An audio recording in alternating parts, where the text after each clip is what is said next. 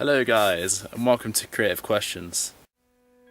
Later today guys, I'll be meeting a digital journalist called John Kneebone. He works for a carp fishing magazine called Carpology. He also works for Carp TV, and he's done a lot of work in angling. This? Yeah. My job entails producing digital content for the carp angling industry. So that's images, videos, as well as written content, such as articles, features, mainly informative pieces that are trying to teach people how to fish or answer questions. Extremely prevalent. So I may be taking images, for example, for a magazine. Now, print and magazines are quite forgiving to photography, so you can take an image and perhaps it's 50% of the actual ideal quality that you could gain with that image, and you'll get away with it in print because print is never going to be pin sharp and things like that. But with the digital age, that magazine will then use that content that I produce for them on their website. That the advertiser, the company of the products that they're using, they may also use that.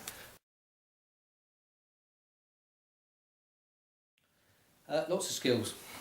Obviously needed to be able to learn how to write with good grammar, in an interesting style, but still be able to write with some sort of personality. So, you know, if you read anything and it looks like it's just written to perfection and you've overly worried about grammar and the dictionary, it becomes uninteresting, it becomes sterile, and you wouldn't want to read it. So you've kind of got to learn to be able to write with some level of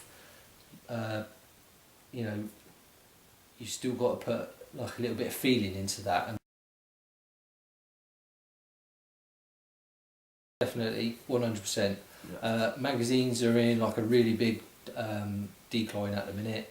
Readership is down, and a big factor of that is online content. You can get every bit of information you want now just by googling it, and even if you don't get that piece of information like completely, it gives you the thread.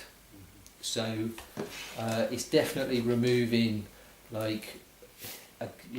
sourcing information through paper such as magazines and things like that. Word of mouth, go into a shop, especially things like that. People are just going online, and those industries that are losing custom and interest via the internet, they're having to adapt, and they're having to find ways of still being able to provide consumers with information that you can't gain online, which then kind of makes your online information and what you create as content very, very important. How are you going to...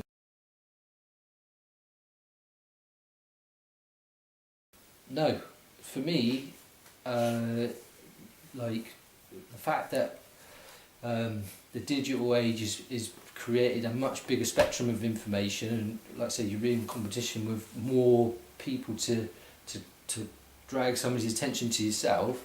I just think that's a good thing, because if anything, it gives you a more freedom to be individual.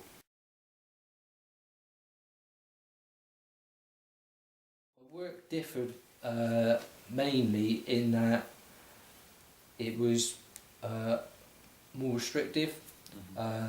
Didn't quite have the opportunities to be able to showcase my skills and create my career and my workplace.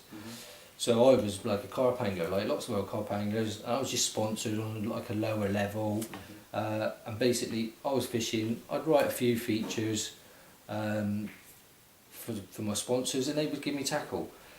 But because of the digital age, And those tackle companies then recognising that and saying, right, now we need to like have somebody in control of social media. We need to have somebody doing the website and somebody filming and somebody taking photos to create content for all these things.